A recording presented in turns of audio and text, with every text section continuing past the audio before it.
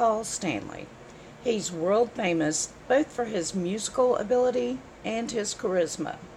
But there's much more to this rock star known as Star Child than just what meets the eye. Coming up on Rock Stars, who are these guys anyway? An in depth look at rock icon Paul Stanley.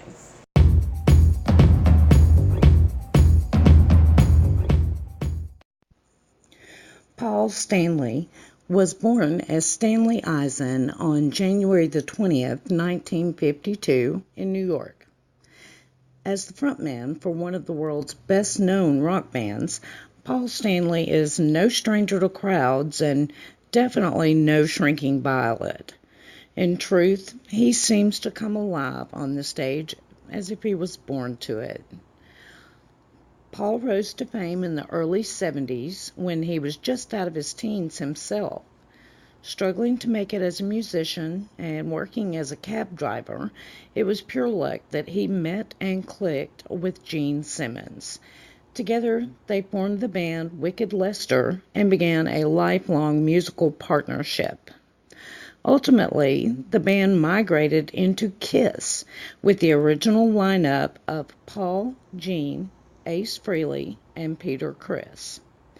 In the era of glam rock and the newly emerging punk style, Kiss dominated the entire spectrum of the music scene. Paul personified the man every girl dreams of and every parent dreads during the height of Kiss hysteria. The only other band that was swooned over in that way was the Beatles. The American populace was so naive and innocent at the time that many wondered if the musicians were aliens from another planet, or even demons from hell. These bad boys demanded attention in the media, and the fans couldn't get enough. The fire and fury of the Kiss storm had begun. They're the only band in history to have a special edition comic book printed about them and even mixed vials of their own blood into the red ink. The publicity from this action is the stuff of legend. This father of four is proof that what we call senior citizens can often be considered to be sexy, and age is only a number. In 1997, while in his mid-40s, he rocked the entire world during the infamous Kiss reunion tour. I myself couldn't get enough and attended every concert within a 4-hour commute from me, and I wasn't alone. The sales for this tour shattered records worldwide, but Paul was more than just an on-stage persona during this tour. He and Gene were level-headed businessmen, and they managed to capitalize on this success. Everywhere you looked during the late 90s was Kiss merchandise and special edition films, books, magazines, and posters, and the fans eagerly scooped it all up, all wanting to be part of the magic. Older Kiss fans introduced their children to this hard-driving style of rock and roll, and a new generation of fans were born.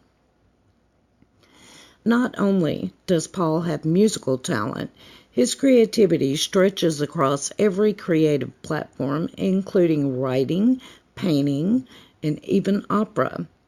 He's currently touring with a new band called Soul Station, which features his impressive vocal range and his musical versatility. So you think that's amazing? Well, he also joins ranks with Beethoven and Van Gogh, as he can only hear with one ear. Paul made headlines with his smashing performance in Phantom of the Opera, showing his acting skills, which he began developing in the 70s while filming Kiss Meets the Phantom of the Park. Paul's foray into the art world shows his more cerebral side. Paintings like Karma, being depicted as a rainbowish circle, and Doors of Perception, depicted as a sort of melting grid, show true depth of character and a simple genius. Paul is also known for his charitable contributions, hosting galas, spotlighting important causes across his social media platforms, and has garnered many awards and praise for it.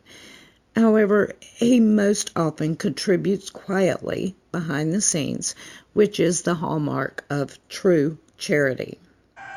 While he is an international celebrity, he does manage to stay humble, often stating that his success was dumb luck, while we all know that it was talent, charisma, and intelligence.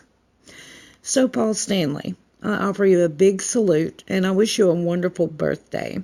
And thank you, dear viewers, for watching the premiere episode of Rock Stars. Who are these guys anyway? Ciao.